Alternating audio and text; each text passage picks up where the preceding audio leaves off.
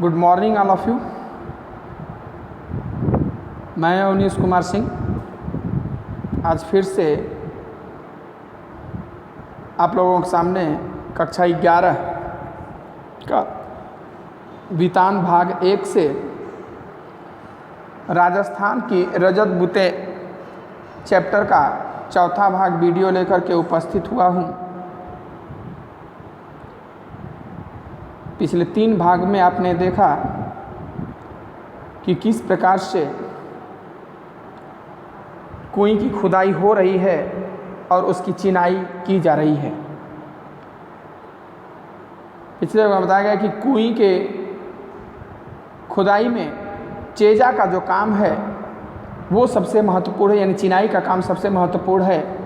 अगर उस काम में थोड़ी सी भी लापरवाही हुई, त्रुटि हुई कि चेजारों का जान चला जाएगा।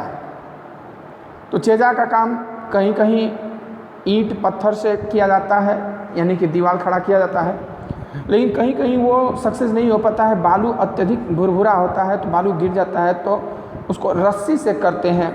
उस रस्सी से करने के लिए खीप नाम की घास पहले लाई जाती है, तो पूरा गांव वो घास लाता है और पूरे गांव मिल करके रस्सी बनाता है और चेजारों खनता है तथा उसमें रस्सी को गोल गोल बना करके उसमें बैठाया जाता है।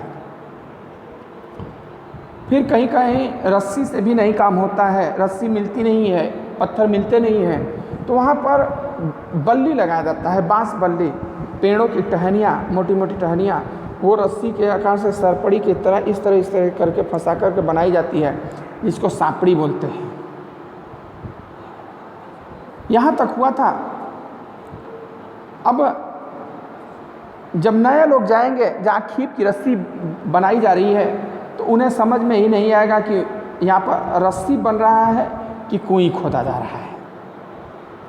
यहाँ पर रस्सी बन रहा है कि कुएं खोदा जा रहा है, उन्हें ये पता ही नहीं चलेगा।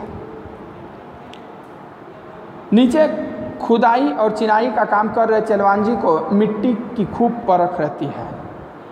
वो इतना अनुभवी होता है कि वो जान जाता है कि अब कितना नीचे हमें पत्थर मिलेगा, कितना नीचे पानी मिलेगा, और यहाँ पानी मिलेगा या नहीं मिलेगा इस बात का उसे अनुभव होता है।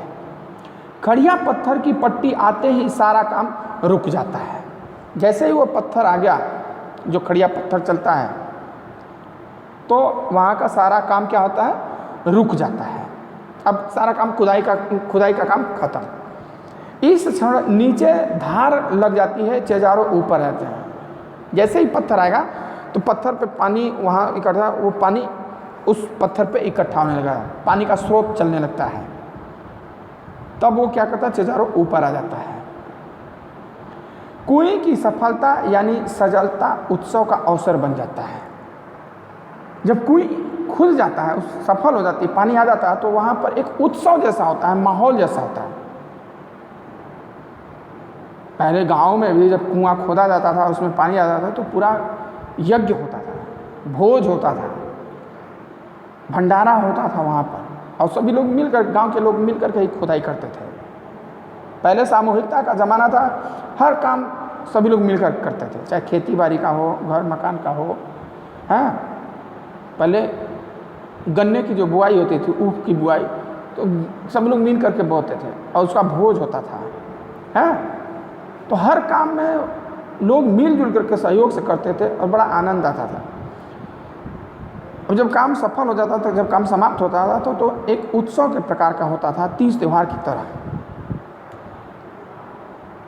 यो तो पहले दिन से काम करने वालों का विशेष ध्यान रखा जाता है, रखना एक परंपरा रही है।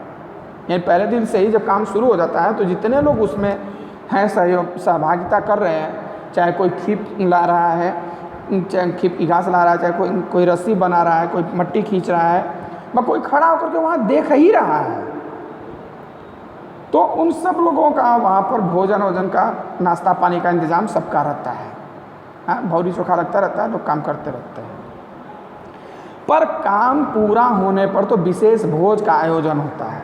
भाई इस तरह भौरी चोखा लगेगा, जब काम हो जाए पूरी सब्जी एकदम से बनेगा, अब पूरा लोग आनंद लेकर के उस भोज का आनंद लेंगे। चलवान जी को विदाई के समय तरह तरह की भेंट दी जाती थी। जो चेलवांजी होता है, जो कुएं खोदने का काम होता है, जब काम खत्म हो जाता है, पानी आ गया, तो क्या करते थे, उसको तरह तरह की भेंट दिए जाते थे, उपहार, उसको उपहार दिए जाते थे, जिसके घर से जिसका कुएं खोदा गया है। कुएं सामूहिक भी होता है, पर्सनल भी होता है। तो सामूहिक होता है तो सभी लोग देंगे, पर्सनल तो जिसका है वही देगा। चेजारों के साथ गांव का यह संबंध उसी दिन नहीं टूट जाता है। आज प्रथा से उन्हें वर्ष भर के 30 त्योहारों में विवाह जैसे मंगल अवसरों पर नेक भेंट दी जाती है।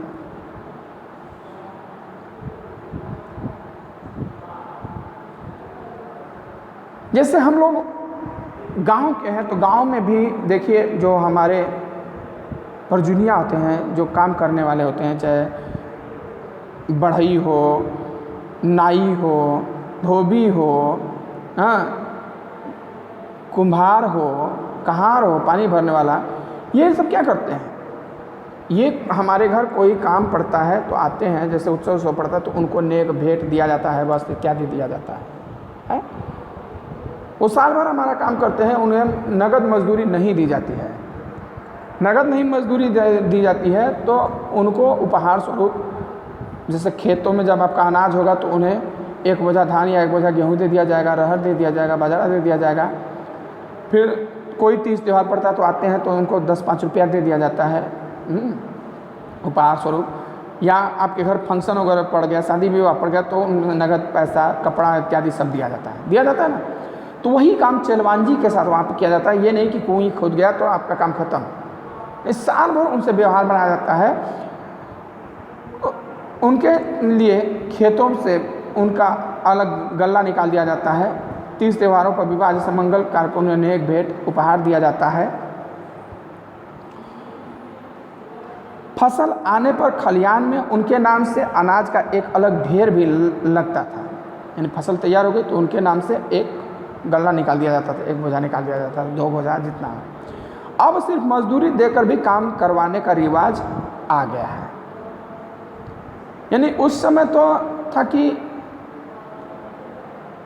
मजदूरी नहीं दिया जाता था, उन्हें भेंट उपहार बेगार जिसको कहते हैं किया जाता है, साल भर उनका सेवा सत्कार किया जाता था। लेकिन अब क्या है, अब परंपरा बदल गया है। उन्हें क्या है कि नगद मजदूरी भी दे दिया जाता है। आपका मजदूरी फिक्स हो गया कि भाई चलो 2000, 4000, 5000 रुपये ठेका ले लेते हैं लोग। कोई खुद गया तो कोई समाप्त होगा तो भोज वगैरह तो होगा, उस दिन उनको उपहार वगैरह दे दिया जाएगा, लेकिन साल भर आपसे संबंध नहीं रहेगा। अगर आपको चाहिए तो फिर भाई नगद का नहीं व्यवस्था हो पाएगा। कई जगहों पर चेजारों के बदले सामान्य गृहस्थ भी इस विशिष्ट कला में कुशल बन जाते थे। क्या है कि देखते देखते कि कैसे वो खुदाई कर रहा है, कैसे चिनाई कर रहा है, देखते देखते दूसरा व्यक्ति भी सीख जाता है। तो गांव के लोग मिल करके ही सामूहिक रूप से कोई खोद देते हैं। वहाँ चेजारों की आवश्यकता ही नहीं पड़ती है। जैसलमेर के अनेक गांवों में पालीवाल ब्राह्मणों और मेघवालों अब अनुसूचित जाति के अंदर आते हैं। मेघवाल, पालीवाल तो ब्राह्मण आते हैं, मेघवाल अनुसूचित जाति के अंतर्गत आते हैं, के हाथों से 100-200 बरस पहले बनी पार या कुइयाँ आज भी बिना थके पानी जुटा रही है। 100-200 साल पहले की बनी कुएं आज भी पानी लोगों को दे रही है। यानी अगर बारिश होगा तो उसमें पानी आएगा।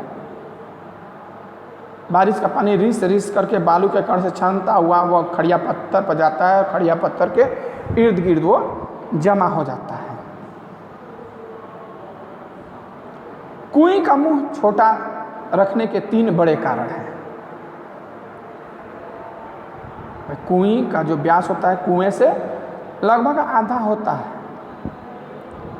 तो उस व्यास को छोटा रखने के 3 कारण हैं। पहला, रेत में जहाँ नमी से पानी की बूंदें बहुत धीरे धीरे रिसती हैं। ये नहीं कि हर से पानी आ गया, वो रिस करके, जैसे आरओ लगता है घर पे ना, तो आप चाहें तो एक साथ आपको पानी नहीं उतना इकट्ठा कर लेंगे, सब पानी निकाल लेंगे तो फिर क्या करेंगे, तो ठोप ठोप पानी बूंद गिरेगा।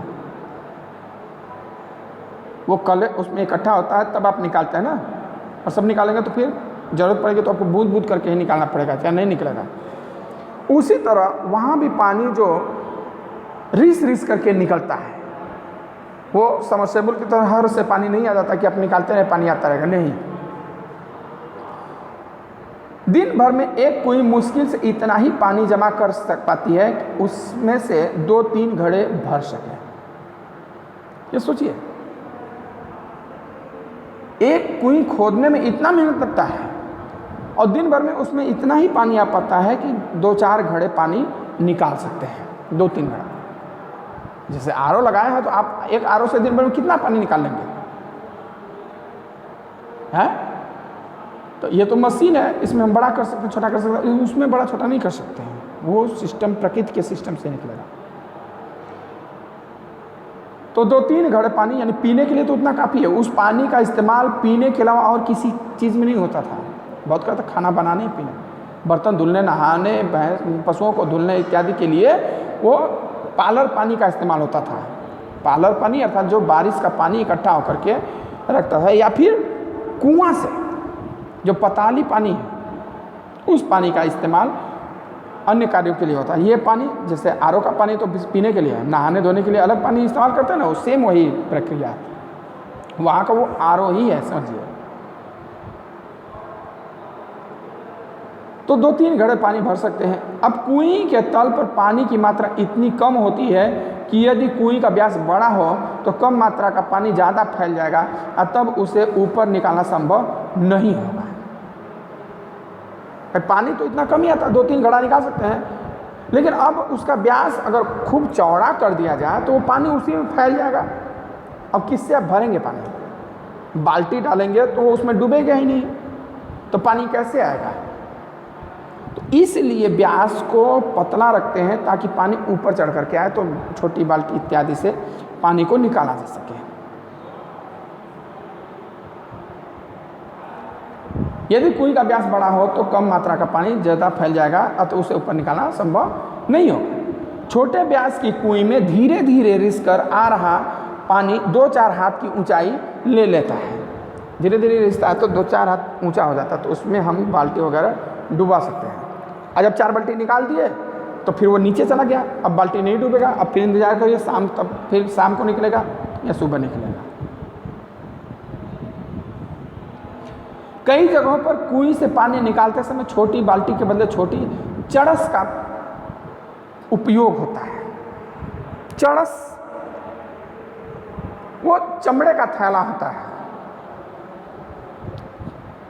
देखते हैं ना, जैसे कि पंचर बनाने वाले जो होते हैं, जहाँ पर साइकिल वगैरह या गाड़ी का पंचर बनाते हैं, तो जो टायर का बड़ा वाला टायर का काट करके बनाते हैं, तो उसी आकार का चड़स बनता था। तो टायर तो उस समय था नहीं, चमड़े का वो बनता था। वो चड़स किससे बनता था? चमड़े का बनता था। उसमें पानी आसानी से भर सकता है, लेकिन पानी बहुत कम भरेगा। पानी तो आसानी से आ जाएगा, लेकिन पानी बहुत कम आएगा। मुश्किल से 1-2 लीटर 3 लीटर पानी आ पाएगा। बार बार खींचना पड़ेगा और ऊपर आते आते भी गिरेगा उसमें से, तो वो कम होता था, जबकि पानी बहुत कम हो जाता था। नहीं तो बाल्टी से निकालने लग पड़ा तो बाल्टी से ही निकलता था, घड़ा से निकालना है तो घड़ा से निकलता था। अब चड़स के मुंह पर लोहे का वजनी कड़ा बंधा होता था। चड़स पानी से टकराता है, ऊपर का वजनी भाग नीचे के भाग पर गिरता है और इस तरह कम मात्रा के पानी में भी ठीक से डूब जाता है। भर जाने के बाद ऊपर उठते ही चड़स अपना पूरा आकार ले लेता है। वो लेदर का थैला बनता था और उसके मुंह पर क्या, लोहे का छल्ला लगा दिया जाता था, छड़। जैसे वो पानी में जाता था, जब पानी से टकराता था तो वो छड़ क्या होता था, लोहा नीचे उठता था। जैसे ही वो नीचे जाएगा तो क्या करेगा, उसमें अब मुंह ऐसे हो जाता, तो पानी जाएगा तो पानी भरने लगेगा, पानी भरने लगेगा उस थैले में। और जब पानी भर जाएगा तो सीधा जब ऊपर उठाएंगे तो फिर वो थैला की तरह इस तरह से फैल जाएगा।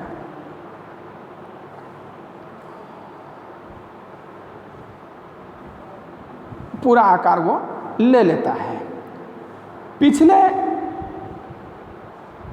दौर में ऐसे कुछ गांवों के आसपास से सड़कें निकली हैं, ट्रक दौड़े हैं, ट्रकों की फटी ट्यूब से भी छोटी चरसी बनने लगी है। नहीं होता है कि ट्यूब टायर जो काट कर बनाते हैं, कुएं के व्यास का संबंध इन क्षेत्रों में पड़ने वाली तेज गर्मी से भी है।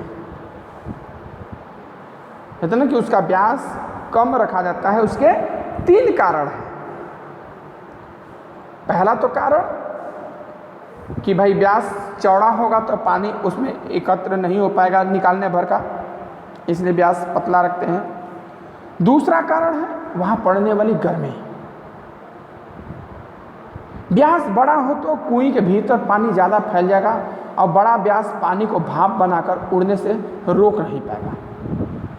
छोटा है तो कम गर्मी जाएगी, कम वाष्पित होगा पानी, और ज़्यादा बड़ा हो जाएगा तो गर्मी सीधे जाएगी और भाप बन करके पानी ज़्यादा निकलेगा। कुएं को उस पानी को साफ रखने के लिए उसे ढक कर रखना जरूरी है। और चूँकि पानी है तो उसे ढकना भी ज़रूरी है। भाई उड़ करके उसमें खरपतवार, डस्ट इत्यादि जाएगा तो पानी पीने के लिए वो मिनरल वाटर है तो गंदा होगा, ढका नहीं रहेगा तो चाहे कोई पक्षी वगैरह ही गिर जाए, चूहा वगैरह ही चला जाए तो पानी गंदा हो जाएगा, तो उसको ढकना ज़रूरी है। अब ढकने के लिए भी अगर व्यास यानी मुंह चौड़ा हो तो ढका नहीं जा सकता है। हर एक कुएं पर लकड़ी के बने ढक्कन ढके मिलेंगे, यानी कि कम व्यास होगा तो उसको हम लकड़ी का ढक्कन बनता था और उस पर रख देते थे, ढक देते थे। आप जाएंगे तो प्रत्येक कुएं ढका हुआ मिलेगा। कुएं क्या होगा? लकड़ी के ढक्कन से ढका मिलता है। अब ढकने के 2 कारण हैं। ढकने के 2 कारण, कहीं कहीं खस की टट्टी की तरह घास फूस या छोटी छोटी टहनियों से बने ढक्कनों का भी उपयोग किया जाता है। टट्टी यानी टाटी जो होता है ना, देखते हैं कि गांव में मड़ई झोपड़ी लगती है तो उसके किनारे किनारे टाटी बना देते हैं, तो खस यानी घास की टाटी बना करके उससे भी ढक दिया जाता है। जहाँ नई सड़कें निकलती हैं और इस तरह नए और अपरिचित लोगों की आवक जावक भी बढ़ गई है, वहाँ अमृत जैसे इस मीठे पानी की सुरक्षा भी करनी पड़ती है। नई सड़क बन गई, लोगों का आना जाना ज़्यादा हो गया, तो वहाँ पर क्या हुआ भाई, अब पानी का सुरक्षा करना और भी ज़रूरी हो गया।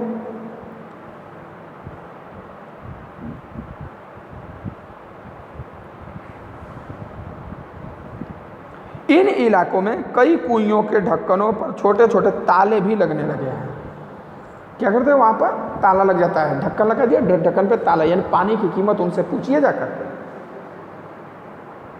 ताले कुएं के ऊपर पानी खींचने के लिए लगी घिरनी चक्री पर भी लगाए जाते हैं। घिरनी चक्री लगाया जाता है, वो गोल पहिया टाइप का होता है जिसमें लोहे पर होता है, बांस के उसमें फिट किया जाता है, और उससे घिरनी से अगर हम सामान खींचें तो वज़न कम लगेगा और उससे खींचें तो वज़न ज़्यादा लगेगा, तो घिरनी को भी लॉक कर देते थे लोग। कुएं गहरी बने तो पानी खींचने की सुविधा के लिए उसके ऊपर घिरनी या चक्री भी लगाई जाती है। यह गरेड़ी, चरखी या फरेड़ी भी कहलाती है। अलग अलग जगहों पर अलग अलग उसका नाम है।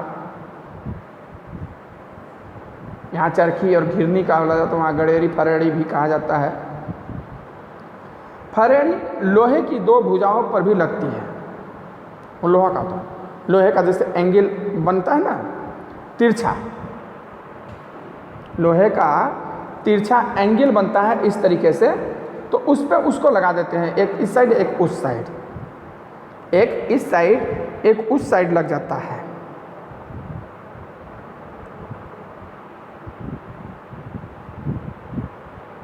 लेकिन प्रायः कुछ गुलेल के आकार के एक मजबूत तने को काटकर उसमें आर पार छेद बनाकर लगाई जाती है।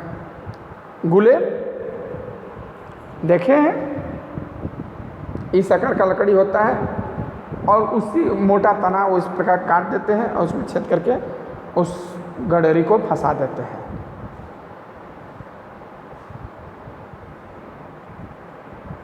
इसे ओड़ा कहते हैं।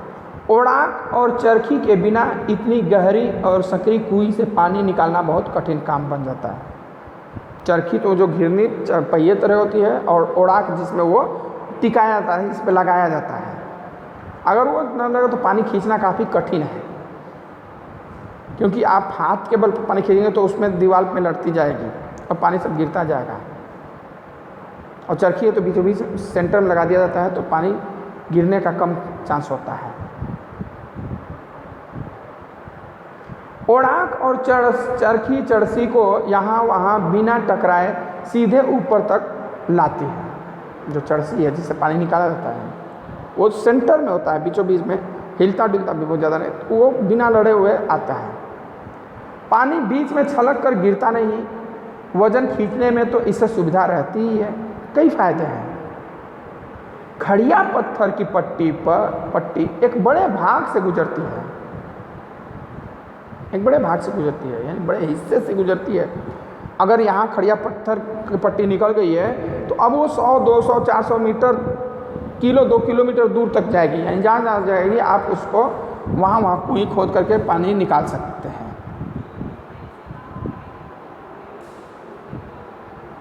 बड़े भाग से गुजरती, इसलिए उस पूरे हिस्से में एक के बाद एक कई कुएं बनती जाती हैं। ऐसे क्षेत्र में एक बड़े साफ सुथरे मैदान में 30-40 कुइयाँ भी मिल जाती हैं। अब देखिए, जहाँ पर खड़िया पत्थर मिल जाता है वह भूमि यदि किसी खेत में हो तो भी या नहीं हो तो भी वो गांव समाज की भूमि घोषित हो जाती है। अब वहाँ पर आपको कुएं बनाने के लिए ग्राम प्रधान से इजाज़त लेनी पड़ती है। जहाँ हो गया तो उस मैदान साफ कर दिया जाता है। वहाँ 30-40 हर घर की एक अपनी अपनी कुएं हो जाती है। एक बड़ा परिवार है तो 2 कुएं हो जाता है। हर घर की एक कुएं, परिवार बड़ा हो तो एक से अधिक भी हो जाता है। संपन्न लोग हैं तो हमारा हर सदस्य के लिए अलग अलग कुएं रहेगा। निजी और सार्वजनिक संपत्ति का विभाजन करने वाली मोटी रेखा कुएं के मामले में बड़े विचित्र ढंग से मिट जाती है। जो ये कहते हैं कि मेरी संपत्ति है, मेरी प्रॉपर्टी है, ये सार्वजनिक संपत्ति है, ग्राम समाज की संपत्ति है, सरकार की संपत्ति, वहाँ पर वो मिट जाता है। जहाँ खड़िया पत्थर आ गया वो किसी का निजी भूमि रह ही नहीं जाएगा। ये समझ लीजिए, जहाँ पर भी खड़िया पत्थर आ गया अब वो किसी की निजी प्रॉपर्टी नहीं हो सकती। हर एक की अपनी अपनी कुएं है, उसे बनाने और उससे पानी लेने का हक उसका अपना हक है। जमीन गांव समाज की, लेकिन कुएं खोद दिए तो आपका। अब उसमें से पानी निकालने का अधिकार आपका है, प्रधान का नहीं। प्रधान आपको कुएं खोदने तक का अगर इजाज़त दे दिया तो आपका कुएं हो गया। लेकिन कुएं जिस क्षेत्र में बनती है वह गांव समाज की सार्वजनिक जमीन है। बिना ग्राम प्रधान की अनुमति के आप कुएं बना नहीं सकते। लेकिन बन गई तो अब वह कुएं आपकी है, उसके पानी के मालिक आप हैं। आप चाहेंगे तो निकलेगा और आप नहीं चाहेंगे तो नहीं निकलेगा। ठीक है, धन्यवाद। आज के लिए इस वीडियो में इतना ही। वीडियो अगर अच्छा लगे तो आप लोग लाइक शेयर कमेंट जरूर करें। कोई दिक्कत हो तो आप फ़ोन करके कमेंट करके हमसे पूछ सकते हैं।